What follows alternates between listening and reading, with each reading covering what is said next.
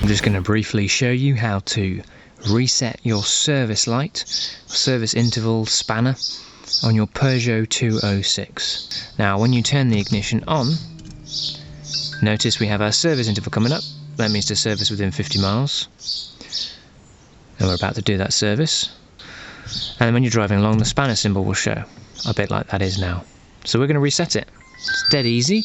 All you need to do is get your hand in and press the right hand button before you turn the ignition on. So we're going to hold that down. We're going to turn the ignition on 2 clicks. Watch the counter go down from 10 down to 0. Then we'll get a double dash and we can release. We release the button, turn the ignition off, the spanner has disappeared, and when we turn the ignition back on again, we have our service interval has popped up now. So thank you very much for watching. See my other videos for tutorials on Peugeots and Citroens and many other fun-loving cars. Thanks for watching, and please, if you would, hit the like button and even maybe subscribe. Thank you very much. Piggy out.